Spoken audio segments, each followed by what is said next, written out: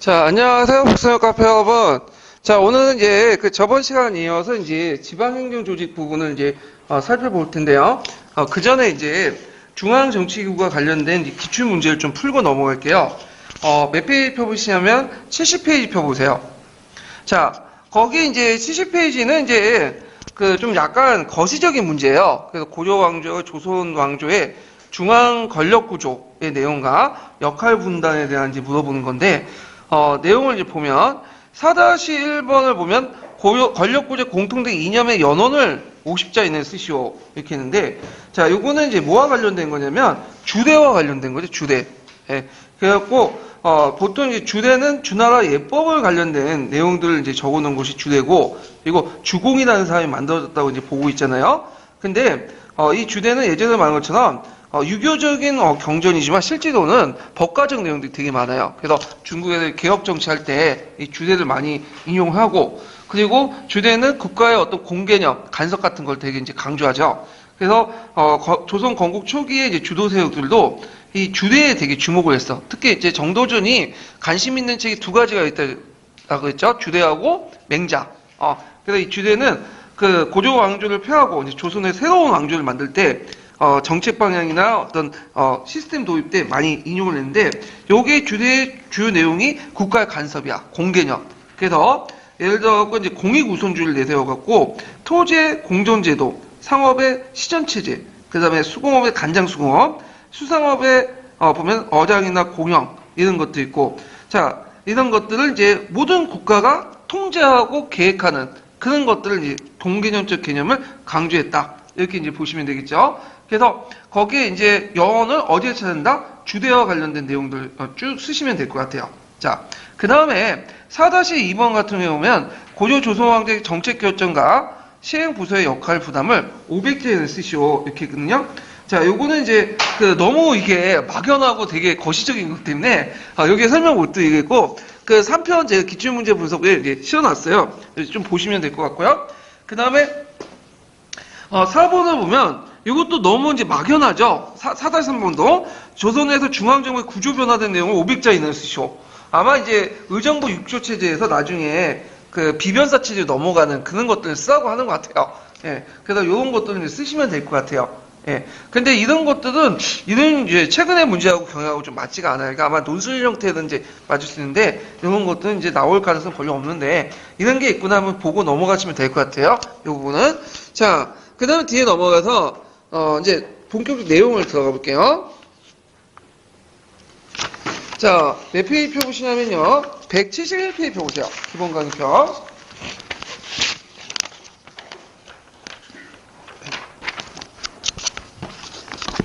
자, 지방행정 조직 부분을 이제 보죠.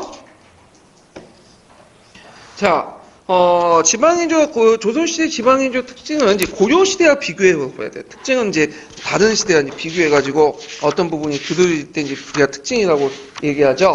그러면, 보통 이제 고려시대 같은 경우에 이원적으로 운영됐죠. 남도와 양계.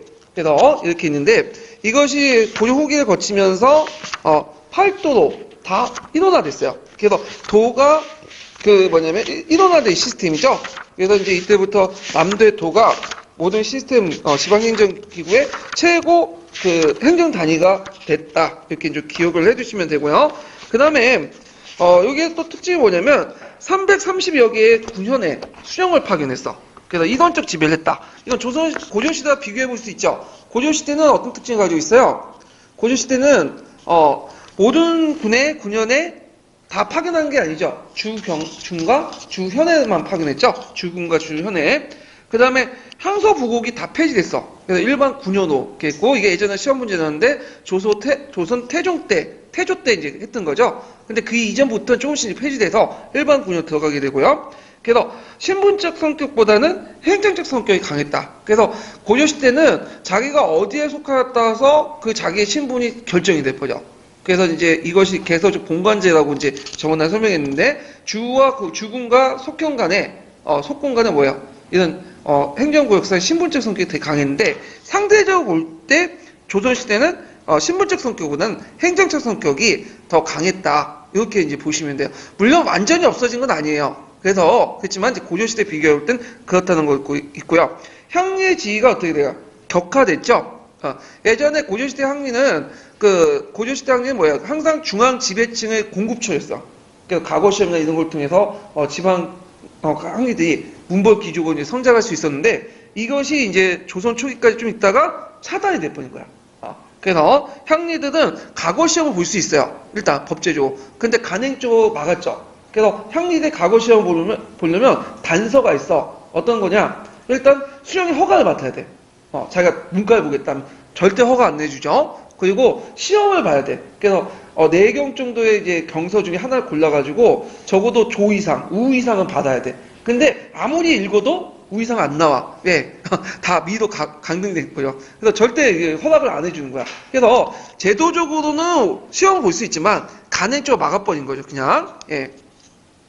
자, 그래서 이제 이렇게 이제 있다는 것 좀 기억을 해두시고, 그러면 조선의 행정구역을 좀 볼게요. 거기 때 이제 팔도가 있죠.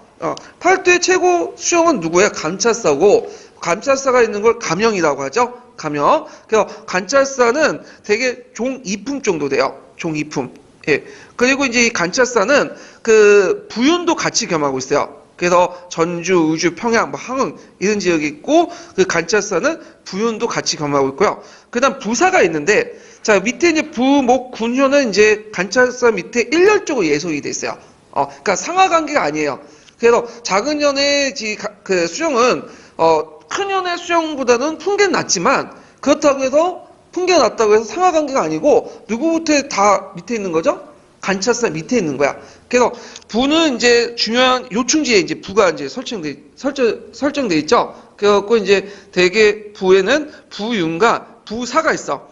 부윤은 대개 보면 이제 감찰사가 겸하고 있고요. 부사는 정삼품 정도 돼요. 그래서 안동이라든지 창원이라든지 그 다음에 강릉 이런 데 이제 부사가 이제 있고요. 목사는 행정 중심지에 있고 정삼품 정도 되는 게 목사가 있고요. 그 다음에 목보다는 좀 낮은 게 군이죠. 군수는 종 4품 정도 되는 거고. 그 다음에 현은 크게 큰 현과 작은 현이 있죠. 그래서 조금 큰 현은 현령을 파견하고 있고요. 종 5품. 그 다음에 현감은 조금 낮은 종 6품이 파견돼요. 그렇지만 기본적으로 수령이 되려면 몇 품은 뭐 해야 된다? 참상관은 돼야 돼. 그래서 이제 고조시대 수령보다 훨씬 더 풍계가 높다. 이런 것들 좀 기억을 해두시면 되고요.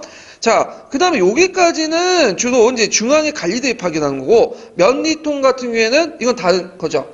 이거는 항종 자치로 운영돼요. 그래서 보통 그 고조시대와 달리 이제 중앙, 조선은 면리제를 실시했죠. 그래서 면과 리를 나눠가지고 이제 하고, 여기까지 면장과 이정은 이제 주로 지방 자치를 통해서 주민이 선발되는데, 주로 어떤 사람들이 선발될까요? 조선 초기 때는 그 지역의 토호들, 그 다음 조선 중후기 넘어가면 양반 사림들이 주로 그 역할을 하죠. 자, 그래서 그런 것들 좀 기억을 해 두셔야 된다. 자, 그 다음에 지방행정계통으로서는 간치계통하고 향리계통, 자치계통이 있는데, 간치계통은 간이죠. 그래서 중앙에서 파견되는 거야. 그래서 여기 간에는 왕, 감사는 누굴까요? 감사는 감찰사. 감찰사 밑에 뭐가 있죠? 일반 수령이 있죠. 이거는 간으로서 풍계 안에 들어가 있는 거예요. 근데 이제 리라는 것은 아전층으로서 풍계 밖에 있으면서 주로 이제 그 지역에 이제 서리 역할을 했던 보좌 역할을 했던 사람들 경절이 영리, 음리 이런 사람이 있고 또 자치계통 있죠. 경제소, 유양소, 면이, 사족 지배 계통 이렇게 해갖고 세 개의 계통이 있다라는 걸 좀 기억을 해두시면 될 것 같아요. 자, 그 다음에 뒤에 넘어가서요. 그럼 감찰사의 역할이 뭐냐? 자, 감찰사는 예전에 안찰사라고 불렸던 사람도 있죠. 그래서 고조시대 안찰사는 이제 그 각도에 임시 파견한 경관이죠. 그리고 개수관 그런 역할을 했던 사람들이 이제 권한이 커지면서 감찰사가 돼요. 그래서 고조시대 감찰사는 권한이 막강해요. 행정, 군사, 감찰 역할까지. 수령이 감찰. 그래갖고 이 감찰사가 오랫동안 임기를 지내고 있으면 그 지방의 세역화가 될 수 있겠죠. 그래서 임기를 거의 2년 이하로 그냥 제한을 두고요. 감찰사는. 그 다음에 9년에 1년 이하로 이제 제한을 두고 2년은 한길도 평안도 이런 데 하고 9년에 지방간을 통과 감독하고요. 행정, 사법, 군사 기능을 가졌고 지방에 있는 수정대 고가와 포품권을 가지고 있다. 그래서 고가라는 것은 그 사람의 성적을 매기는 거죠. 포퍼는 뭐야? 그걸 상대로 어떤 지책을 깎을 수도 있고 뭐냐면 더 높일 수도 있는 그런 권한을 갖고 있어. 그러니까 평가권과 인사권을 동시에 갖고 있다. 이렇게 보시면 돼요.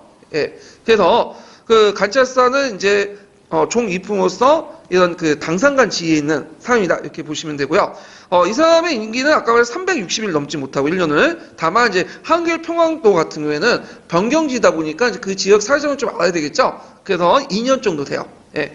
그리고 이제 여기는 안 나왔지만 간찰사는 또 그 보좌관도 있어요. 그래서 경력이나 도사 같은 보좌관도 있고, 감사가 돌아다니면 도내 행정신문 대행하는 사람도 있겠죠. 판사도 있어요. 그래서 경력, 도사, 판사 같은 경우에는 다 중앙에 임명한 관리들이에요.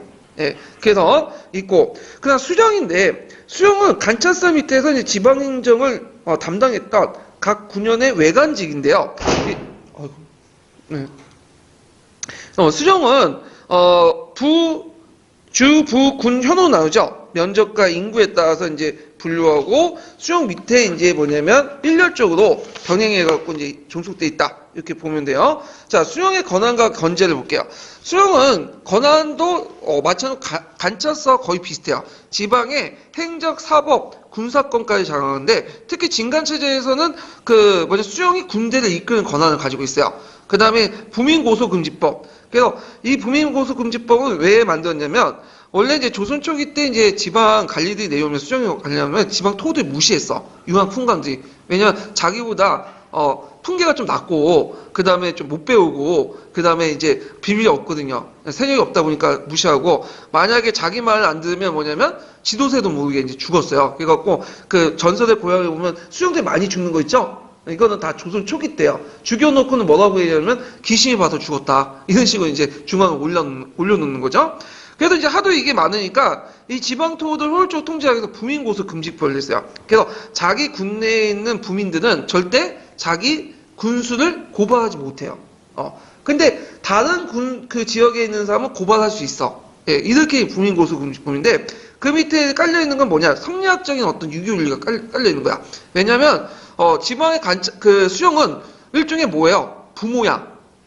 그리고 그 밑에 부민은 뭐가 되는 거죠? 자식이 되는 거죠. 자식이 부모를 고발할 수 있어요? 안 되죠. 그렇기 때문에 당연히 그 부민들은 뭐냐면 그 당시 그 수령을 고발하지 못하도록 했어요. 이거는 뭐냐면 그 당시 그 지방 토호들이 계속 중앙에 상소를 올리는 거야. 청와대 민원실에 글을 쓰는 것처럼. 그러니까 그 부민들이 상소를 올리면, 그러니까 지방 토호들 올리면 이걸 처리해야 되는데 증거가 그 당시 증거 능력이 부족하고 그때 처리가 잘 안 돼. 거기에다 이걸 계속 상소를 올리고 막 이수정 나쁘다고 막 하면 수령의 권위가 어떻게 됐어요? 먹혀들지 않겠죠. 그래서 안 되겠다 해가지고 부민고소금지법을 정하면서 지방토의 효율적인 통제를 가하고요. 여기에 이제 적용된 논리는 뭐냐면 성리학적 가치관 이런 것들이 적용되죠. 그 다음에 이제 그 원학 학리 처벌법이 돼가지고 그 당시 학리들 토호들이 많았어요. 그래서 이 토호들을 이제 근절하기 위해서 원학 학리 처벌법을 만들었다. 이렇게 좀 기억을 해두시면 되고요. 근데 이런 권한도 있지만 견제하는 장치도 있어요. 상피제. 상피제는 여러분들 알다시피 자기 지역 출신은 임명하지 않죠. 그래갖고 이제 지방세력화, 토착화를 방지하려고 했고, 그래서 간찰사가 수령의 평가보고를 해. 고가 폭풍권을 해서 맨날 하고, 그 다음에 암행어사를 파견하죠. 그래가지고 이제 못된 관리들을 파면하죠. 그래서 이걸 무슨 권한을 갖고 있냐면 봉고 파직의 권한을 갖고 있어. 봉고라는 것은 이제 뭐냐면 지방 간청을 얘기해요. 그리고 파직은 그 사람의 직위를 깎아내는 거죠. 그래서 봉고 파직의 건데 물론 최종적인 판단은 누가 하냐면 왕이에요. 이거는 딱 보고 하지만 임시적 봉고 파직을 할 수 있다. 그래서 이제 일단 대기 발령할 수 있다 이렇게 보시면 돼요.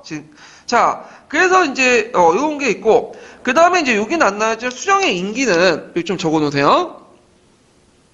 자, 아까 그냥 감찰사는 기본적으로 1년은 해야 되죠. 근데 여기는 거의 5년 동안 해야 돼요. 5년 동안. 수령의 임기는 5년 정도예요. 5년 정도. 왜 수령의 임기가 기냐? 그건 뭐냐면 수령의 임기가 너무 짧을 경우에는 지방 향리들이 독단한다는 거죠. 그래서 이제 어느 정도 지방 사정을 알기 위해서는 5년이 필요하다. 다만 예외적인 경우는 이제 뭐냐면 짧게 이제 뭐냐면 할 수 있는데 대부분 5년이야. 그러니까 중앙관리들 입장 때 수령으로 나가길 별로 안 좋아해. 지금 우리가 담임교사 하기 싫은 것처럼 괜히 가면 개고생이고 그다음 중앙권력과 뭐야 멀어지잖아. 그러니까 지방 수용직을 진짜 초창기 때 잠깐 하고 거의 중앙 경관직에만 있으려고 하죠. 예. 그래서 이제 수용 업무는 기피 업무였다. 그 당시에는. 자, 수용의 임무를 보면요. 조세와 공무를 징수하고요. 제일 중요한 거죠, 이게. 그래서 이제 수용 칠사 중에 조세와 공무의 징수가 제일 많다. 그래서 수용 칠사가 이제 고가에 반영이 되는데 농장을 번성하고 농업을 번성시키고요. 그 다음 호구를 증가시키고 그 다음 학교를 진행시키고 이때 학교는 뭘까요? 향교를 얘기하죠. 향교. 그 다음 군정을 다스리고 예전에 마치 진간체제 안에서는 수정은 뭐가 되는 거예요? 그 지역에 대대장 역할을 해요. 예. 그 다음에 부역을 군등이하고 소송을 간편하고 그래서 사법권을 가지고 있었죠. 수령이 원인 재판이라 해가지고 수령이 원인 재판이라서 이제 수령이 재판까지 했어요. 치안 확보. 그 중에 제일 중요한 거는 조세와 공물 징수였다.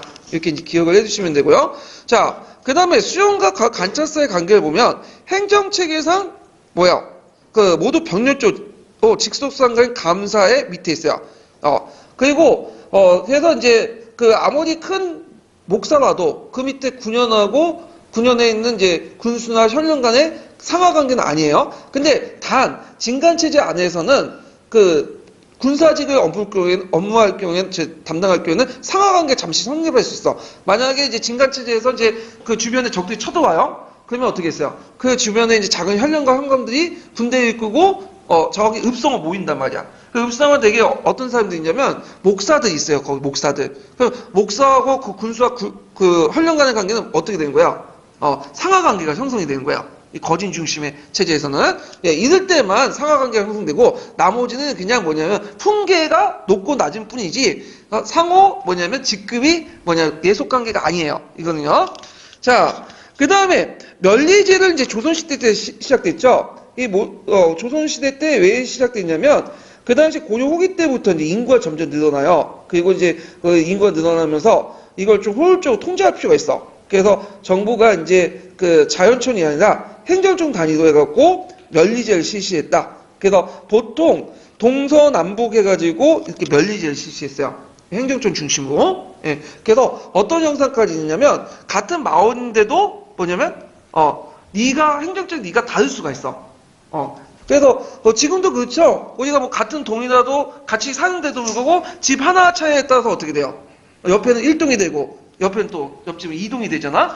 그런 식으로 해서 이렇게 임의적으로 나눴다. 그래서 군은 현날에 멸리통을 두고 오가를 1통을 해서 니를 만들고 오가를 이제 1통을 하고 거기에 10개가만 니가 되고 또 여기에 또 몇십 개 니가 묶여서 면이 되는 그런 식으로 했다. 그래서 이제 요런 얘기를 하는데 그 책임자는 통주 이정 면장은 향미 중에 선발하고요. 인구 파악이나 부역 진발에 큰 역할을 했다.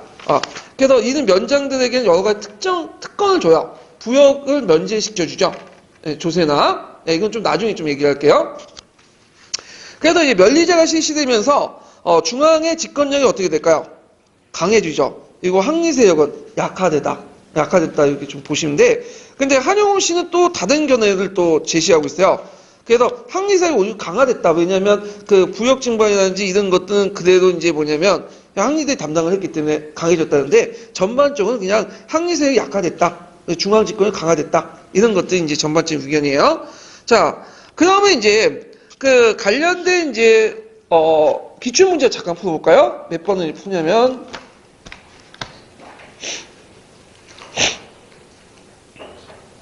70페이지 펴보세요. 70페이지.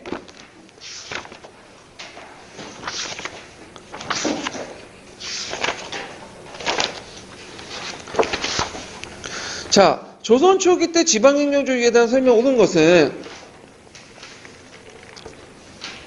지방간이 파견되지 않은 현이 다수였다.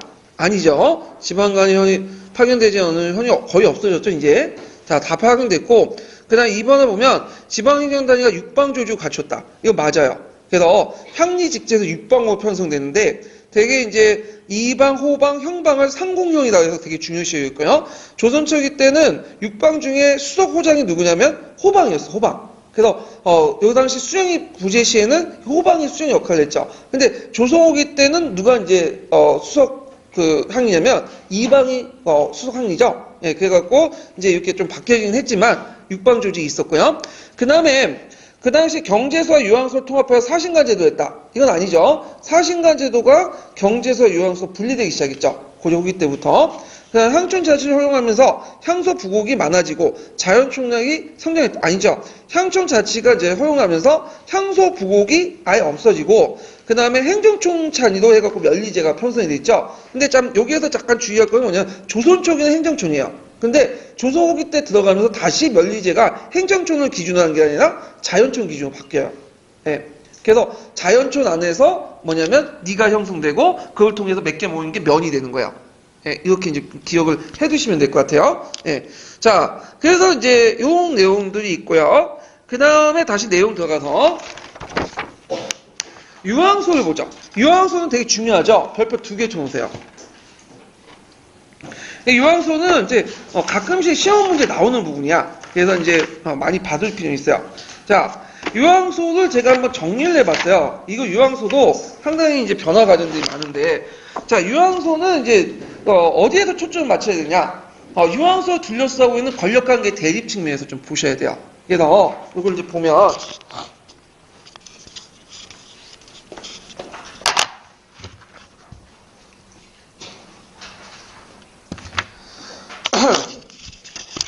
자, 유황소는 이제 일단은 기원이 뭐가 되는 거죠? 사신간이죠. 사신간. 사신간에서 나중에 고려 후기 때 분리해 나가잖아요. 그래서 유황소하고 그 다음에 이거 지방이 있고 그 다음에 경제소가 있죠. 중앙에. 그래서 경제소를 통해서 유황소들 뭐냐면 견제를 해요. 통제를 하고. 그래서 이제 있는데, 그러면 이제, 이 당시 이제 유황소의 이제 그 내용을 이제 볼게요. 권력관계 측면에서 또 보면. 자, 조선시대 때는 유황소가 중족사하고 권력관계가 이제 항상 바뀌어. 크게 이제 세 시기로 이제 나눠볼 수 있거든요. 자, 첫 번째 시기가 초기야. 그러니까 조선 초기 때는 이 국가 권력과 유황소가 항상 대립해요. 그래서 이 국가 권력과 유황소가 대립되면서 이 유황소가 치패를 거듭해요. 이 구체적인 내용은 뒤에서 얘기하겠지만 이 유황소에서는 그 당시에 누가 차지하거든요? 유황 총관들, 지방 토호들 있죠. 이 토호들이 항상 이제 뭐냐면 그 국가 권력 대변제의 수용하고 갈등을 빚게 돼. 그래서 이 지방 토호들을 이제 뭐냐 어떻게 견제할 것인가. 그래서 거기 중심이 유황소를 어떻게 이제 통제할 것인가. 항상 여기에 문제가 돼요.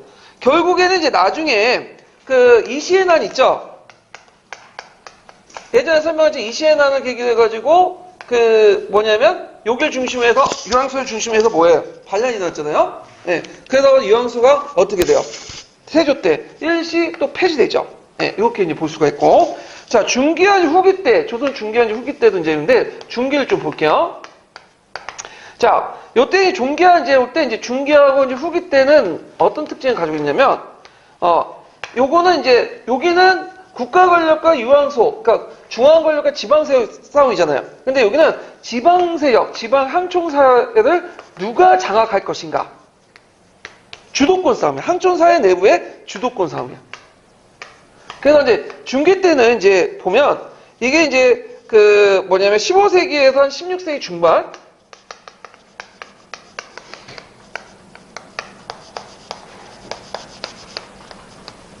그때 이제 등장했던 계층이 어떤 파예요? 살인파죠. 그 다음에 누가 되냐면 훈구파가 돼 있대. 그래서 이제 아까 이제 말했지만 이시의 난 때 유황소가 폐지됐잖아요. 그러다가 이제 다시 유황소 독립운동을 하고 성종 때 다시 독립이 돼요.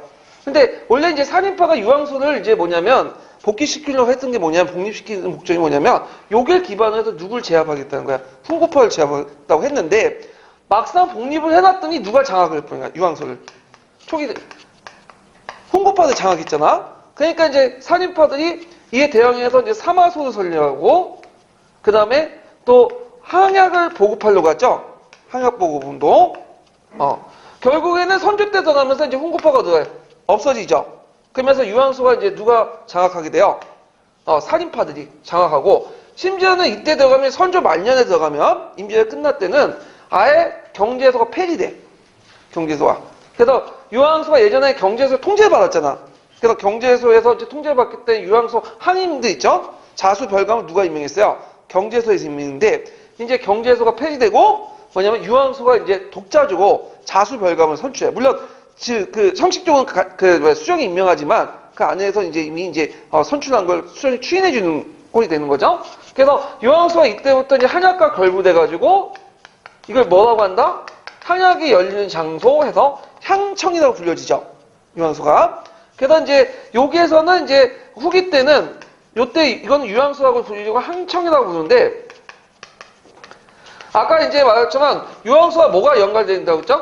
한약하고 연결되어 있죠? 예. 그래서 이제 그 후기 때 이제 18세기 중엽 때 이때 이제 여러분들 다 알다시피 예전에 시험 문제 나왔던 누구와 누구가 대립해요? 신양과 구향이 대립하잖아요. 뭘 둘러싸고? 향임에 둘러싸고 자수 별감지. 이걸 무슨 전이라고 하죠? 향전이라고 하죠. 결국엔 누가 이겨요? 신양계층이 이기죠. 신양계층이. 왜냐하면 수령이 누구 손을 들어줬기 때문에, 돈이 많은 신양계층의 손을 들었기 때문에. 근데 이제 이때부터는 유황소, 항청의 어떤 자치적 기능이 상당히 소멸된다. 그래서 단순히 수령 밑에 들어가 있는 부수의 자문기구로 변질돼 버리죠. 예. 그래서 이렇게 유황소 둘러싸은 권력관계의 그 특징들 하나하나가 되게 다 중요해요. 예. 초기 때는 국가 권력과 지방 권력, 이게 지방 통호도의 싸움 이렇게 있고, 그다음 중기 때는 그 살인파 홍구파의 대립, 그다음 후기 때는 그 당시 이제 신양과 구향의 대립, 이렇게 이제 세 개의 부분으로 나눠볼 수 있다. 이렇게 이제 정리를 해보고 보시면 되고요. 여기에서는 이제 주로 이제 어디까지만 보냐면 조선 중후기 때, 초기 때와 중기 때만 볼게요. 자, 그러면 유황소가 이제 변천 가지고는 좀 제가 정리를 했어요. 이게 이제 예전 시험 문제 나왔는데, 고려 후기 때는 이제 유황품관들이 사신관 제도를 모방해서 조직을 하죠. 그래서 이때부터 이제 유황품관들이 그 유황소를 조직하고 중앙에는 경제소가 형성되는데, 자, 근데 이제 문제는 아까 얘기한 것처럼 조선 초기 때는 수령이 올라오면 어떻게 돼요? 내려오면 무시해. 왜냐하면 자기보다 품계가 낮고, 물론 유황품관들은 동정직, 이는 천소직이기 때문에 품가는 거의 2품 이상이고, 근데 거기에 비해서 수령들은 잘해봤자 뭐 4품? 3품? 개무시하죠. 집안도 벌벌이 없고. 그러니까 자기 말 안 들으면 그냥 지도태도 모르게 뭐예요? 죽인다고 했죠. 그래놓고 귀신한테 놀려갖고 죽었다 뭐 이런 식으로 이제 놀라가지고 죽었다는 식으로 거짓말 치고. 그래갖고 안 되겠다 해갖고 태종 6년 때 중앙권력을 강하게 해서 유황소를 혹파해요. 그래서 수령권 강하고 중앙집권 강하려 했는데, 문제는 유황소 혹파하니까 또 문제가 생겼어. 유황소 혹파하니까 또 수령이 불법 행위가 많아. 왜? 견제장치가 없으니까. 그냥 안 되겠다. 그래서 이제 수령이나 항리들의 어떤 것들을 이제 막기 위해서 다시 복수를 해요. 이때는 이제 역할을 규정지었죠. 그래서 이제 어떤 식으로 유황소를 복수를 했냐, 세종 때는 그 유황소 역할을 누구를 규칙하기 위해서 항리나 수령들 견제하는 그런 역할로 이제 하게 되는 거죠. 그런데 이제 세종 말경 때는 유황소 또 폐지되죠. 무슨 난 때문에? 이시의 난 때문에. 왜냐하면 이시의 난이 아까 얘기한 것처럼 이제 그 당시 한길도 지역의 토호세력들이 중앙에서 호패법 실시하니까, 호패법 실시가 자기한테 불리하잖아요. 그러니까 이 반발로 해가지고 이제 뭐냐면 유황소를 결집해갖고 일어났기 때문에 유황소를 폐지했고요. 그러다가 이제 살인세력들이 이제 항상 항운조대를 보급하려니까 그 중심 기구가 필요하잖아. 그래서 유황소 복립운동해서 부활했지만 오히려 누구한테 뺏겼다? 홍구한테 뺏겼죠. 홍구파가 이제 대신 장악하고, 살인파는 뭘 설치했어요? 지방에 사마소를 설치하고 또 항약 보급운동을 하게 되죠. 그래서 이제 이때는 이제 어떤 형태가 있냐면 그 홍구파들 경제소가 있고, 이걸 경제를 통해 유황소를 장악하는 형태야. 그래서 경제소 유황소 중심에 뭐냐면 수탈 구조가 형성이 된 거야. 농장 형성되고. 자, 그러다가 선조 때 들어가면 이제 주도권이 누구한테 넘어가요? 살인파로 넘어가죠. 그러면서 향촌사의 근거지가 이제 다시 유황소에서 산입화 넘어가고, 그때 유황소가 뭐가 결합되는 거죠? 한약하고 결합돼. 사족 한약하고. 예. 그 다음에 선조 36년 말년에 경제소가 허파당하죠. 임진한 이후에요, 국번호. 그래갖고 유황소가 이제 향청으로 개정한다, 개칭했다. 이렇게 좀 기억을 해두시면 되죠. 거기 항소가 되어 있는데, 항약으로 곤치세요. 예. 항약. 예. 그래서 이제 항청은 왜냐면 항약이 여는 장소이기 때문에 향청이 되는 거야. 예. 그래서 조선 초기에서 중기까지 내용을 이제 살펴봤고, 향정 부분은 조선 후기 때 넘어가서 이제 또 보기도 하죠.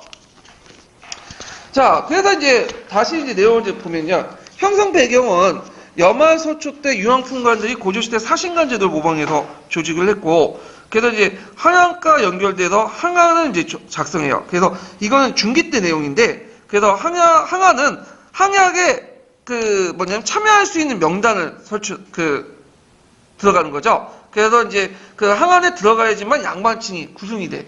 그래서 유황소에서 나중에 항약이었는데, 거기에 항약에 들어갈 수 있는, 사족 항약에 들어갈 수 있는 명단이 항안이에요. 예. 그래서 보통 지방에서 양반께나 하려면 두 가지에 있어야 돼. 청금록하고 항안이 있어야 돼. 거기에 들어가야지만 지방의 사족으로서 인정받게 돼요.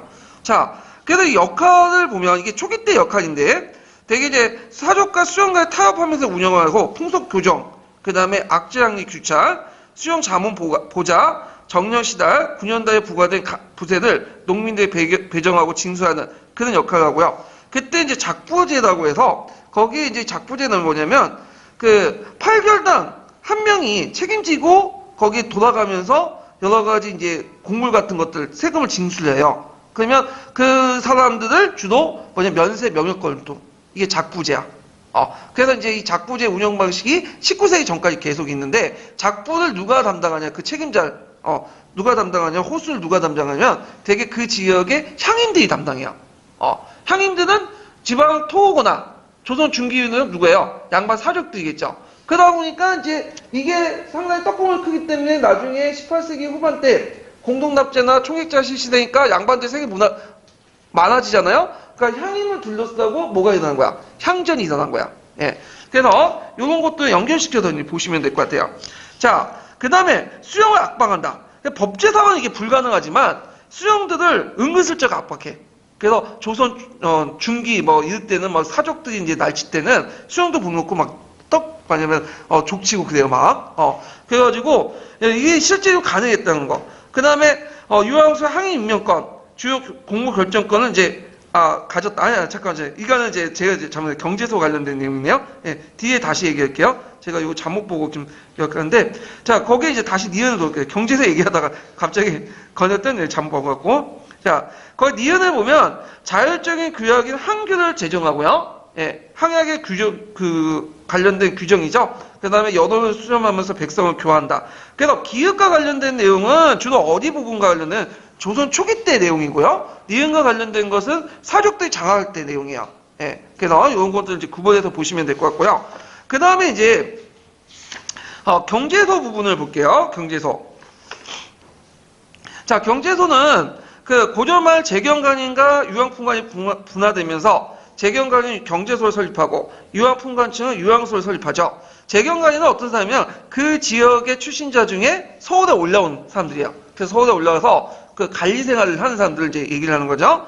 자, 그때 이제 경제소의 이제 이렇게 구성을 보면 각 지방 출신의 중앙 관리로 구성이 됐어요. 경관지구 구성이 됐고, 그 다음에 이제 거기에 보면 이제 영절이나 경절이가 있는데, 거기에 가명에 파견된 것을 영절이, 그 다음에 경절이는 지방에 간에서 파견된 항리를 경절이, 이렇게 이제 해갖고 경제소 구성을 이렇게 볼 수가 있다. 이렇게 있고요. 그다음 역할은 경제소는 유황소와 정부 사이의 연락을 기능을 담당하고요. 그래서 정부와 항촌 사이에 연결하고 해당 지방의 여러 가지 재반사를 주선하죠. 그래서 중앙 관료들이 경제소를 통해 유황소를 통제하면서 연고지에 영향을 행사하는데 부세 운행을 간정하거나 경절이 사역이나 향리 규찰, 항품 교환인데 이 경절이가 상당히 유용한 지방간에 파견된 항리인데 이 역을 경주역이라고 해요. 이건 좀 나중에 뒤에 설명할게요. 그 다음에 수령을 압박해요. 그러니까 아까 얘기했지만 원래는 이제 법제상은 그렇게 되지 못하게 돼 있어요. 근데 대개 보면 이 중앙 관료들의 이제 그 관리들이 간품이 뭐예요? 되게 높죠? 지방 항리들은, 지방 수령들은 낮아. 그러다 보니까 이제 압박을 하는 거지. 그래서 자기의 의사를 관철시키고 그런 문제점이 있다. 특히 훈구파들이 집권할 때는 거의 경제소가 유황소를 장악해서 수용들을 압박을 해갖고 자기의 이익을 챙기는 그런 역할을 해요. 그래서 경제소 유황소의 어떤 수탈 구조가 형성이 됐다. 이렇게 이제 보시면 되겠죠. 그 다음에 유황소 항의 임명권. 아까 말처럼 그 자수별감은 누가 임명한다고 했어요? 경제소에서 임명한다고 했죠? 그래서 나중에 이제 이게 문제가 생기니까 선조 말년에 뭐야? 폐지시켜버려. 경제소를. 그래서 선조 때 폐지됐다. 그래서 이제 훈구파들이 사적 기반을 확대하고 임진왜란의 수용권이 강화되면서 선조 때 폐지돼버렸어요. 그래서 자수 임명권, 그러니까 이제 유황소 항의 임명권은 자수별감 임명권은 누가 갖게 되는 수령이 갖게 돼요. 근데 실제 수령이 갖는 거지만 실제 운영은 누가 한다? 사림들이 한다. 이렇게 이제 보시면 돼요. 예. 자, 경주인 역을 보죠. 이 경주인역도 벌표 하나 쳐놓으세요. 예전에 시험 문제 나왔던 거죠.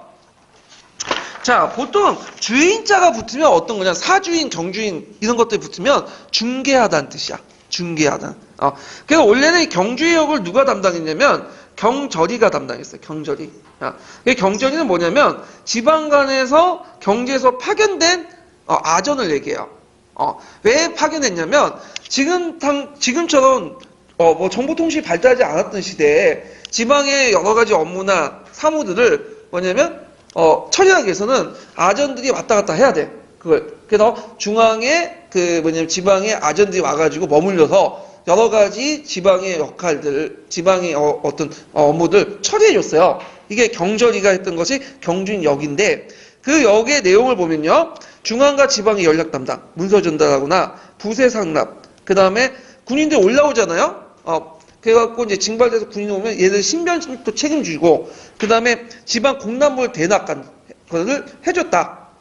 그래서 일종의 이 경주인 역은 또 방납업자들과 연결돼 있어요. 방납업자들과. 예. 그래서 초기에는 이걸 누가 담당해? 아까 좀 경절이들이 담당했죠. 근데 얘네들이 중간에 빼먹는 것들이 많기 때문에 이게 이제 떡고물이 많이 떨어져. 그러니까 이 경주인 역 자체가 이제 중기 때부터 권력가들과 상인이 갖다 붙는 거야. 그래서 이게 매입되면서 상당히 고가로 이제 매매가 되거든요. 역 자체가. 그러면서 그 과정에서 이제 권력가 상인들이 많은 폭리를 취했다. 이런 것들 좀 기억을 해주세요. 예전에 한번 시험 문제 나왔어요. 군역과 관련돼 가지고. 자, 기타 보면 영절이 해갖고 가명에 파견된 거 있고요. 경절이 이거 연결된 거예요. 경제소하고요. 그래서 이제 이렇게 보시면 될 것 같아요. 자, 그래서 이제 그 유황소와 경제소의 의의 한번 같이 적어보세요. 여기 의의를 제가 얘네 10번을 경제소와 유황소의 의의.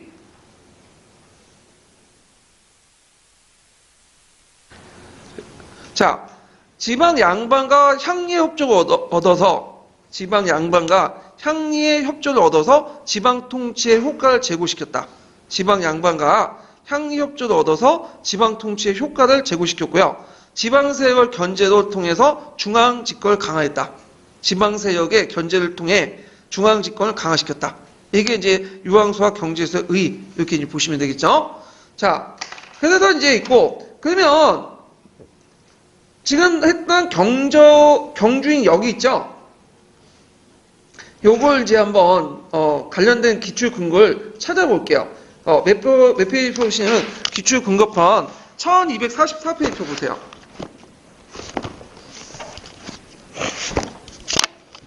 아이고.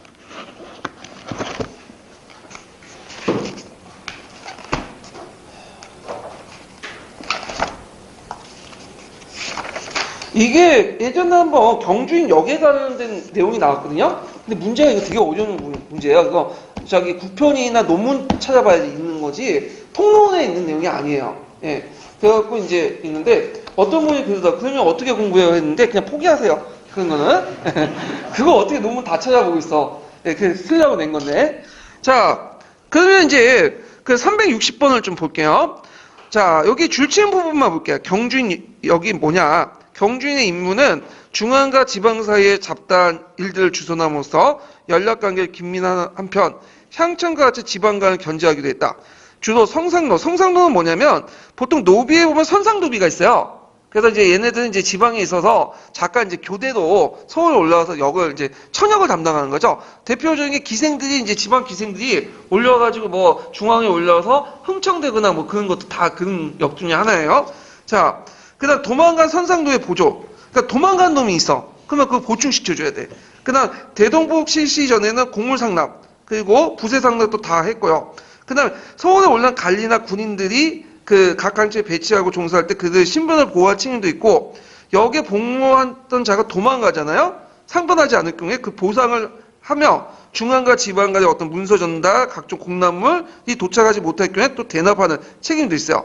그리고 신임 수령의 부임도 또 미리 그 지방 간청에 또 통지하는 여러 잡다한 역이 있는데 요 역을 수행하는 과정에서 띄어먹는 게 많다 그거죠. 그러다 보니까 그 뭐냐면 그 나중에는 그것이 하나의 일종의 매매가가 돼. 매매를 하게 되죠. 영 자체가. 그 뒤에 잠깐 보세요.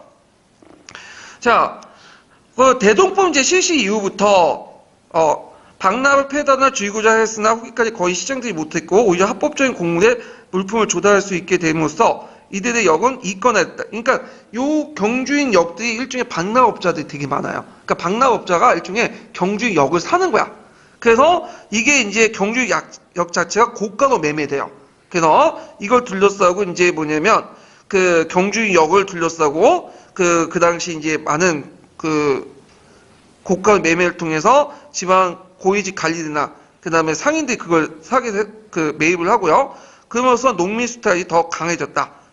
이런 것들 좀 기억을 해두시면 될 것 같아요. 그래서 마지막 그러나 경주인들은 정부의 합법적인 공물 조달 사용으로서 산업자본의 신장을 이뤘고 대자본으로서 조선 후기의 산업체계에 병동시키는 조건을 점차 갖추게 되었다. 이렇게 되는데 요거는 이제 조선 전기와 조선 후기 때 이제 내용은 이제 약간 변화인데 이걸 좀 이해를 하려면 공납체계의 특징을 보셔야 돼요.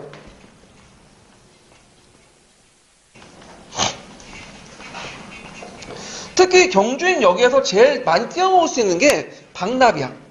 그럼 박납이 왜 경주역이 담당했나, 경주인들이 담당했나 보면, 자, 보통 이제 그 중앙에서 공납을 내리잖아요. 공납을 거두라고.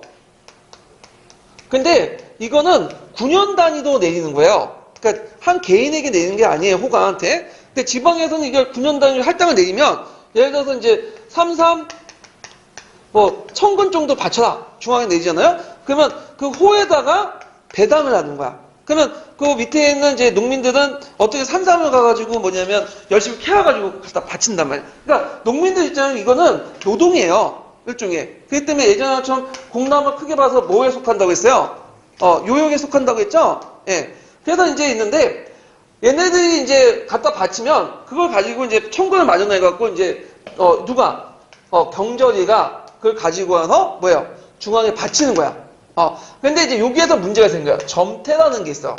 그러니까 받쳐도 거기에 중앙에 창고지기들이 다 뭐냐면 뇌물을 받았기 때문에 박납업자들한테 그래서 거부를 해요. 이거 퇴짜 넣는 거지. 그러면 이제 여기에서 경찰이들은 이게 이제 수행을 못 하잖아. 그래서 이제 이렇게 뭐냐면 여기 뇌물도 주고 박납업자들에게 이런 문제점 있죠. 그 박납업자 대신하면 이걸 이제 대신해서 납부를 하고 이걸 누구한테 받는? 내려와서 지방에 있는 농민들에게 받는 거예요. 그러니까 점태라는 게 여기에서 이렇게 형성된 게 아니라 실제 지방의 경절이들이 중앙에 와서 창고에 가서 갖다 바치려고 해도 중앙관청에서 받지 않는 거야. 박납업자 연결됐기 때문에. 그러니까 나중에 중국에 넘어가면 아예 경절이들을 누구 역으로 할 뿐이면 박납업자 사버려 그냥. 그래갖고 얘네들이 이제 뭐냐면 여기도 상관없죠. 여기 이제 다 안 거쳐. 여기에서 그냥 자기들이 사가지고 시장에서 사서 내요. 그러면 얘네들 밑에 들어와서 그냥 뺏어 가는 거야. 이해되시겠죠? 그러면서 박납업자들이 곧 뭐가 되는 거죠? 경주인 역이 되는 거예요. 경주인이. 예, 그 당시에는. 그러면서 이 경주인 그 매매가가 올라가게 됐다. 이해되시겠죠? 예. 자, 그래서 요런 거와 연결시켜서 이제 같이 보시면 될 것 같아요. 자, 그 다음에 이제 좀 보면 몇 페이지 또 보시냐면요. 1264페이지 잠깐 펴보세요. 1264페이지.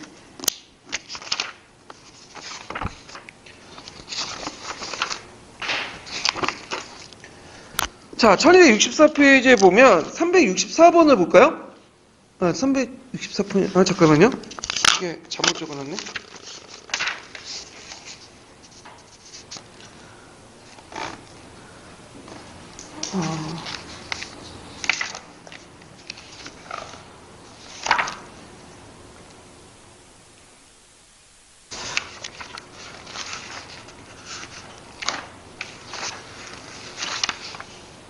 여기 있네요. 예. 자, 여기 있고, 제가 뒤에 있는 걸 잘못 적어놨어요. 거기 1245페이지 보세요. 1245페이지 362번을 볼게요. 유황소와 관련된 내용이에요. 자, 항천사에서 조선 초기부터 유황소가 설치되어 지방 자치기구가 기능하고 있다. 자, 유황소는 유황풍관으로 구성됐고 자수, 벌관 등의 항임이 있어 항풍을 바로잡고 악질 항리를 구체화한 목적으로 성립됐으나 여기에서 이제 유황소의 목적이 나오죠. 근데 수용권을 침탈하는 등 반직권적 토호성의 짙음으로써 태종 6년에 혁파됐어요. 그러다가 오히려 이것들이 혁파되면서 어떤 문제점이 일어나냐면 이는 수용대 너무 권한이 커지니까 세종 때 다시 복귀가 돼요.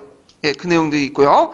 그래서 이제 거기 있고, 그래서 유황풍관 두 번째 이제 내용을 좀 보면요. 자, 유황풍관 실직이 아니지만 풍계가 수용보다 높은 경우가 많을 뿐더러 조선 초 대부분 수령이 자질이 낮았기 때문에 이들의 수령 능면한 행위가 자주 일어났다. 그래서 중앙집권이단으로 수령권 강조되면서 태조 6년에 유황소 폐지되고 폐지해 각 고대 유황풍관 한 명을 신명세로 삼아 수령을 돕게 했는데 이 역시 폐단이 많아요. 왜냐하면 오히려 이제 수령대 폐단이 많으니까 다시 세종 10년 때 그 수령을 견제하기 위해서 다시 유황소를 세우게 돼요. 이때는 경제소를 하여금 유황소를 가난하게 하고 그 직무도 향리 감미를 고찰하고 항품을 바로잡는 일만 전담하겠다. 이렇게 이제 보시면 되고요. 자, 그 다음에 이제 그 관련된 내용들이 이제 쭉 있는데 요거는 이제 363번, 그 다음에 365번, 366번은 다 유황소와 경제소와 관련된 내용이에요. 한번 각자 읽어보세요. 이 부분은요. 예. 자, 그러면 관련된 이제 뭘 보냐면 서브노트를 이제 보고 그 다음 기출 문제 좀 풀어보고 넘어갈게요. 자, 서브노트 34페이지 보세요. 134페이지.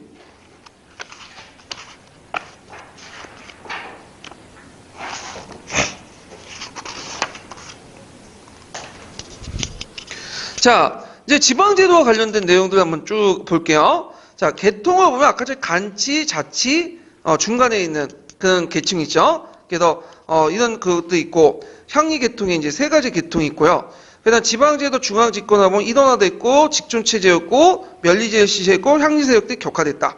그다음에 지방제도 운영하면 8도의 관찰사가 있죠. 그래서 종 2품 이상의 현직 전직 관리 가운데 선발됐고 보좌관과 경력, 도사, 행정관, 판관 이런 사람도 있어요. 이런 사람들은 중앙에서 임명한 경관직이에요. 자, 업무는 도의 행정, 사법, 군사 업무를 했고 그 다음에 가나다의 모든 지방관을 통할 감독하고 국가 포품을 했다. 그 다음에 이제 권한은 5도 경기도 360일, 한길도 평안도는 720일 임기를 가지고 있고 그 다음에 군사력 가졌기 때문에 지방세력화할 수 있어 임기가 짧았다. 자, 그 밑에 부묵군현이 있죠. 그래서 지방행정구역인 고대 크기에 따라 부목군현으로 나눴고요. 그래서 그 역할 보면 이제 참상관 이상이었다. 그 업무 있죠. 그래서 수령칠상 업무 있고 그 다음에 이제 면리제 부분이 있어요. 그래서 이제 면리제 면의 현송에서 한통 내용이 있죠. 고려 말기 때 증가된 인구와 생산량을 효율적으로 수출하기 위해서 하부구조 재편성하고 고려 촌의 후신인 사와 방을 평성한 것도 있다. 이건 한경도 지방과 평안도 지역에 이제 보시면 될 것 같아요. 근데 전반적으로는 자연촌이 아니라 행정촌 출신으로 이제 편성이 됐고요. 면리제는 오가를 통해갖고 명가 이를 돕고요. 그 다음에 통주 이정 면장을 돕고요. 그 다음에 이들의 업무는 인구 파악이나 전세 수납, 부역 징발이 있었다. 그래서 면리제 시신 수용권 강화에 크게 기여했다. 한계는 확실하게 해결하는 구조를 갖추지 못했고 자연촌 성장의 수준이 제약되면 방위면 체제를 넘게 본. 그러니까 방위면이라는 건 동서남북 해가지고 이렇게 나눴는데 이것이 조선 후기 때는 뭘로 다시 바뀌었다고 했죠? 자연촌으로 이제 기준이 바뀌었다. 자, 항리는 초기에 이제 항리세력을 약화해갖고 이제 항리층이 중앙관료 더 이상 나오지 못하도록 했죠. 그래서 그 항리가 이제 생원 진사실을 볼 때는 허가를 맡아야 되고 무과를 볼 때 무경치 수준의 강독 시험을 보는데 조이상. 그러니까 조이상은 적어도 미 정도 돼야 돼. 우 정도. 근데 실제로 아무리 열심히 읽어도 뭐예요? 우 밑으로 다 떨어져. 낙점이야. 그렇기 때문에 실제로는 되지 못했다는 거. 그 다음에 이제 군현제의 개편에 따라 항리세력 중심이 현사로 이동을 했고요. 항리는 본관지에 이동했다. 이 항리의 본관지 이동은 뭐냐면 항리들이 한 곳에 머물다 계속 수령을 보자면 어떤 문제점이 있어요? 지방 토호화 될 수 있죠. 그러니까 항리들 다른 데로 이동을 시키는 거야. 그러니까 자기 본관지가 아니라 다른 지역으로 이동을 시켜. 그게 조선 초중기 때 자주 보이거든요. 예. 그 다음에 유황소 설치해서 견제했고요. 그 다음에 원약 항리 처벌법을 마련해서 토호적 항리를 제거했다. 항역이라는 건 뭐냐면 항리들이 짊어진 역이 있어요. 그렇기 때문에 얘네들은 군역이나 이런 각종 조세들을 안 납부해요. 납부하지 않아요. 대신에 월급도 안 받죠. 왜냐하면 역을 수행하는 것을 면제를 받았기 때문에 돈을 줄 필요 없잖아요. 그러다 보니까 예전에 고조시대와 달리 얘네들은 외역전을 지급받지 않는 게 특징이에요.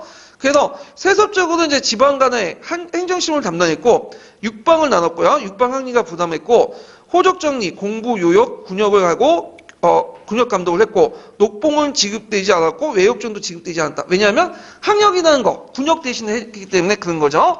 그런데 공짜로 했지만 이득이 많기 때문에 계속 했겠죠. 네, 그래서 각종 수수나 이런 것들 떼어먹고 그 다음에 이 항리들은 지방 토호세력이기 때문에 뭐냐면 웬만한 토지나 이런 것도 되게 많아요. 이 사람들도. 자, 근데 나중에 시간이 지나면서 항리가 고육화되는데 기인역이 있어요. 기인역은 고조시대 때 있었다고 했죠. 근데 나중에 시간이 되면 고육화되잖아요. 그게 나중에 항역으로 바뀌게 돼요. 그래서 중화 가나에 그 뽑혀가서 땔감 같은 걸 대주고 자벽도 많고 그 다음에 이제 또 군역을 짊지 않지만 유사시에는 뭐죠? 예비군인, 잡세꾼에 동원되죠. 예. 자, 그 다음에 유황소와 경제소를 보면 자, 유황소 업무는 자수별관대 항임이 있어 항촌 풍속을 잡고 항리를 규칙하고요. 상피지와 인기제 때문에 지방 사정을 잘 모르는 수령을 보좌하고 자문에 응하기도 하지만 비행을 또 잘싸게 보고하기도 하는데 요 부분은 이제 금지하기 위해서 부민고소 금지법이 있다고 했죠. 이건 초기 때 얘기예요, 그거는. 그 다음에 이제 이들이 이제 여러 가지 이제 그 유황소의 역할을 이제 좀 보면 태종 6년 때 폐지됐죠. 반집권적 토호세력에다가 폐지됐다가 다시 수령의 불법행위가 많아지니까 복소했다가 다시 이신의 날 때 폐지됐다가 다시 성종 19년에 복소를 했다. 그래서 유황소 복립운동을 살인파들 주도했는데 이게 잘 안 됐다. 이렇게 좀 기억을 해두시면 되고 선조 때는 경제소가 홍파되면서 유황소의 이름이 뭘로 바뀌었다? 향총으로 명칭이 바뀌었는데 이때는 수령권이 강화됐다 보시면 돼요. 예. 자, 경제소는 사신간의 후신으로서 그 당시 이제 세종 때 설치됐다고 하는데 왜 세종 때 설치됐냐면 거기 위에 있는 세종 때 복소하고 연결되는 거 보시면 돼요. 자, 수용대의 불법 행위를 견제할 장치가 없다 보니까 어떻게 돼요? 사회 문제가 되죠. 그러니까 이제 유황소 다시 만들었어. 근데 유황소를 또 견제를 해야 될 거 아니야. 그래서 경제소를 만들어가지고 유황소를 견제시켜버린 거야. 그래서 그 당시 유황소 항임들 누가 임명한 거예요? 경제소들이 장악을 해버린 거죠. 자, 그래서 이제 이 당시에는 운영 형태가 경제소 자수 별관들이 자기의 유황소의 감독과 유황소 경제소는 불가분의 관계를 가지고 있다. 이렇게 좀 기억을 해주시면 되고 그 다음에 경제소에는 경저리와 영저리가 있었는데 향리 가운데 한 사람이 서울에 파견하고 상주시켜 그 고을에 공부를 수납하던 경저리에 있었고요. 그 다음 감영에는 영조를 두었다. 그래서 경주인 역 해가지고 경저리가 초기 때 담당했던 역 있죠? 중앙과 지방의 사이에 문서를 전달하고 지방 공무를 대납하고 방납하고 상경비 보호 입업자인데 여기 2번과 3번의 여기 떡구멍이 많기 때문에 나중에는 경저리가 담당하지 않고 누가 방납업자들이 주로 고가로 매입을 해갖고 담당했다 이렇게 보시면 돼요.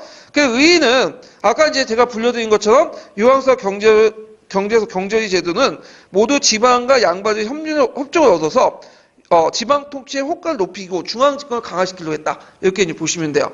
자, 경제소 페이지 보면 중앙의 건설가들이 지방간을 종용해서 그 지방의 경제소 인원이 되고 유황소 영향을 행사하고 그 사적 이익을 추구하다 보니까 임진왜란 이후에 유황소의 수령의 유황소 통제가 가능해지면서 수용권이 강해지면서 폐지됐다. 그래서 이때부터는 이제 유황소가 부르지 않고 향청이라고 부른다. 이런 걸 이제 자신 이제 정리해서 이제 봤어요. 자, 그래서 이제 이렇게 해서 한번 봤고, 그러면 관련된 기출문제를 이제 풀어볼게요. 기출문제는. 자, 몇 페이지 보시냐면 69페이지 쳐보세요. 아이고.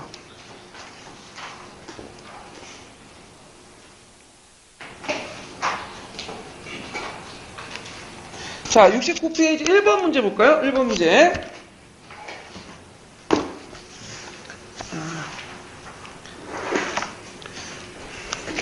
자, 다음 사료를 읽고 묻음에 답하시오. 이렇게 했는데, 여기가 이제 사료가 뭐가 있냐면 중종실록이에요. 여러분들 중종실록을 해석하려고 하지 마세요. 조선왕조 실록 나올 뿐이면 이제 이미 해석 차원이 아니라 상당히 문제가 어려운 거거든요. 한문사료가. 그러면 이런 한문사료가 나오면 당황하지 마시고 뭐만 봐요? 줄침 부분만 보세요. 줄침. 그리고 출처가 어딘 것만 보세요. 중종 때고 여기 줄침 부분이 경주인이죠. 그래서 이제 이 내용을 보면 그다음 경주인들이 그 여러 가지 이제 그 군역을 수행하는 것을 대항하는 과정에서 뭐 악포를 받고 뭐 예를 갖고 이제 여러 가지 부정부패가 맞다. 이렇게 그런 내용들인데, 자, 이 시기에 경주인들이 맡은 역할은 뭐냐? 자, 경주인은 아까 말한 것처럼 이제 조선시대의 중앙과 지방같이 연락을 담당하는 사람들이 말하죠. 그래서 이들이 이제 역할은 이제 뭐냐면 여러 가지가 있는데, 성상노, 지방에서 착출되어 중앙에 보낸 노비의 입역이나 도망간 선선의 보충, 그 다음에 공문의 상납, 부세의 상납, 그 다음에 이제 각 지방민들의 어떤 잠자리 식사 제공 등등등 여러 가지가 있어. 그래서 중앙과 지방의 연락을 담당하고 부세 상납을 주선하고 서울에 있는 해당 지방의 관리나 군인의 신변 책임하고 지방 공납부의 책임을 담당한다. 이렇게 쓰시면 되고, 여기 사료는 뭐와 이제 관련되냐면 이 당시에 이제 그 중종 때니까 이제 뭐가 있었냐면 방군수포제라는 간행이 있었어요. 대역제라는. 그래서 이 방군수포제 대역제를 수행하는 과정에서 뭐냐면 누가 많이 띄어먹었다? 이 경주인들, 경전이 애들이 많이 띄어먹었다. 이걸 이제 관련된 내용을 쓴 거예요. 그러니까 요 사료를 해석하려고 하지 말고 뭐만 보겠죠? 이렇게 나오면 여기에 출처하고 줄침 부분만 보고 해석을 하세요. 예. 사료를 해석하려고 하면 진짜 상당한 한문을 능통해야지만 해석할 수 있는 거고요. 자, 하여튼 그 다음에 이와 같은 군사들의 상황을 개선하기 당시 국가가 취한 조치가 뭐냐? 자, 아까 이제 이런 상황이 나온 건 세조 때 뭘 실시했기 때문이에요? 보법을 실시했기 때문이죠. 보법은 나중에 설명했지만 이 보법 문제가 뭐냐면 다 군역을 다 편제했기 때문에 요역을 담당할 사람이 없어. 그래서 제 군역의 요역화 현상이 나고, 그리고 농사 짓는 사람이 없기 때문에 어떻게 하든 빠져나가려고 하죠. 그래서 이제 실시된 그 간행들이 뭐냐면 방군수포제 대립제예요. 방군수포제는 포를 받고 군인들 대신 면제를 받는 거고, 그 대립제는 누구 한 명 내세우는 거죠. 예. 근데 이것이 이제 간행화된 것이 군족수포제야. 그래서 이것이 이제 간행화돼서 명종 때 군족수포제가 실시했죠.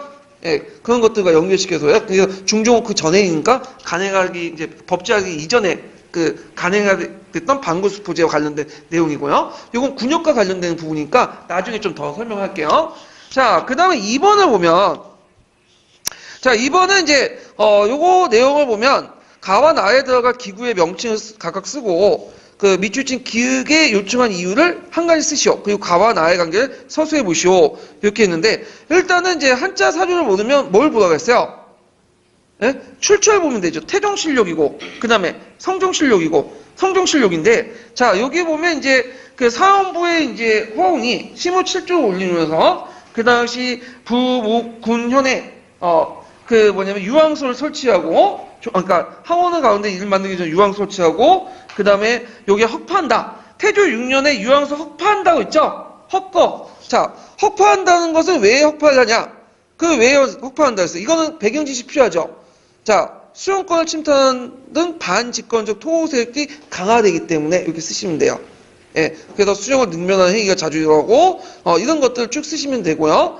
그 다음에 이제 여기에서 성종 16에 보면 이제 쭉 내용이 있는데, 자, 여기에 이제 들어갈 내용은 이제 쭉 보면, 자, 강릉 보훈권 이극배가 윤원하기를 주 부흥 9년에 토성이 있습니다. 그 서울에 살면서 벗어난 곳을 나에 들어갈 건 뭐예요? 경제소죠. 그래서 경제소의 그 고향에 살고 있는 토성 중에 강하고 현명한 풍계를 가진 관리를 선택합니다. 세조 때 충주의 백성들이 그 고을 수령이 공안적인데 그 당시 유황소에서 수령을 고소한 것을 불가능하게 여겨 그 사람들이 너무 심하게 피진하여 인근을 들러지게 되면서 이것 때문에 폐지된 것입니다. 이렇게 되어 있거든요. 그래서 가는 이 내용을 모르더라도 앞에 이미 단서가 주어졌죠. 뒷부분에. 그래서 이거는 뭐냐면 유황소가 출현할 수 있고, 그리고 그 뒷부분에 이제 앞부분은 나는 경제소 이렇게 이제 볼 수 있는데 요걸 알려면 좀 사전적인 배경 지식을 알아야 돼. 이게 좀 복잡한데 자 이건 이제 보면 우리가 그 세조 때 폐지된 이유를 무슨 난이라고 얘기했죠? 이시의 난이죠. 근데 이시의 난은 결정적 계기가 됐던 사건이고 이게 이제 배경은 좀 달라요. 이건 배경과 관련된 사건인데 보통 이제 이때 이제 세조 때는 유황소가 두 가지 특징을 가지고 있어요. 지역에 따라 좀 다른 특징을 가지고 있는데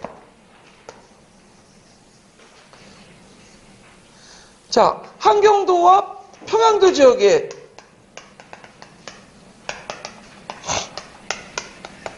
유황소와 그 다음에 이쪽 하산도 지역 있죠. 하산도 지역의 유황소가 좀 달랐어요. 이 당시에 세조 때 일이에요. 자, 세조 때 유황소는 하산도 지역의 유황소는 오히려 이제 유황소의 항인들이 뭐와 연결된 수정권하고 긴밀하게 연결돼. 그래서 일종의 유황소 항인들이 일종의 중앙집권에 세우게 된 거야. 중앙집권 그의 어떤 강화의 역할을 하고 있는 거예요. 그래서 얘네들은 중앙에서 명령을 내리면 너무 엄격하게 오늘날은 매뉴얼대로 시행을 해버린 거야. 그래서 만약에 이제 부민들이 거기 보면 고소를 했어. 원래는 부민고소금지법에 의해서 이제 부민들이 고소를 못하게 돼 있거든요. 근데 이 고소를 하면 뭐 처벌을 받아야 되는데 너무 처벌받을 때 엄격하게 된 거야. 그러다 보니까 오히려 그 밑에 군현민들이 원망이 많겠죠. 그래서 이런 것 때문에 문제가 된 거예요. 그래서 이제 그 앞에 있는 사료는 그 사료와 관련된 내용들이 나와 있는 거고요. 그리고 이 함경도 평안도 지역의 유황소 거꾸로 여기는 그 예전부터 무슨 제도가 있었어요? 토간 제도가 있었죠. 그래서 지방 유지들이 곧 뭐가 되는 거야? 수정이 되는 거예요. 근데 이제 세조 때 들어서 중앙집권 강화되면서 토간지가 없앴죠. 그리고 아까 이제 호패법 같은 걸 실시했잖아요. 그러니까 유황소는 일종의 이 당시에는 지방 유지들의 근거지가 되고 이때는 중앙집권 반집권적 성향을 갖고 있어요. 예전부터 자체적 기반이 계속 있었기 때문에 지방 토호들이 수용도 하고 그 지역 자체에 예민들도 많이 가지고 있었기 때문에 국가의 통제력도 상당히 약했고 그래서 이 유황소는 한경도 평안도 지역의 유황소는 뭐냐? 이거는 좀 지방세의 근거지가 된 거야. 그래서 이 두 가지 원인이 합쳐져서 유황소 폐지됐다고 봅니다. 그래서 하산도 지역은 너무 향임세력들이 수용권을 너무 보좌해주고 중앙집권에 앞자리 되니까 국민들 불만이 있어가지고 있었고 이것이 있어서 문제가 되는 때 뭐가 때마치 터진 거죠? 이시의 난이 터진 거죠. 이시의 난은 또 원인은 또 다른 거예요. 결이 다른 거죠. 그래서 지역마다 이 유황소의 그 역할이 그 당시 세조시 때는 좀 달랐다. 이렇게 지금 이해를 해두시면 돼요. 그래서 우리는 이제 보통 그 한 통의 입장에 따라 요것만 보는데 요것도 같이 있어요. 하산도 지역의 유황소와 관련된 내용도. 요 부분은 제가 기출문제 분석에 잘 실어놨어요. 요거는. 자, 그래서 이제 이렇게 있는데 그러면 가와 나는 이제 가는 이제 그 나와 들어갈 것은 아까 유황소와 유황소 경제소를 쓰시면 되고요. 그 다음에 세종시대 때 기업의 허파를 요청한 이유는 아까 지금 얘기했죠. 그래서 가와 나의 관계는 경제소는 자수별감을 자기 항의 유황소를 감독하고 경제소 하여금 유황소를 가라하겠다. 요게 확립된 것은 언제 때부터다? 세종시대 때. 세종시대 때 두 번째로 이제 복수를 했잖아요. 그러면서 경제소가 만들어지고 경제소를 통해서 뭘 통제하려고 했죠? 유황소를 통제하려고 했다. 이렇게 이제 또 연결시켜서 보시면 돼요.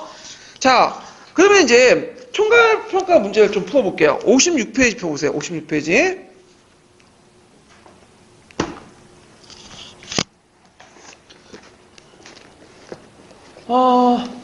아이고.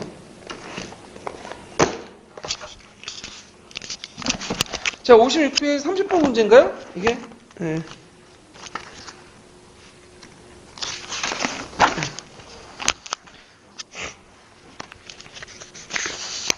자, 다음 사료와 관련된 지방자치기구가 세조 때 무슨 사건으로 폐지됐고 이 사건의 원인을 두 가지 말해보시오.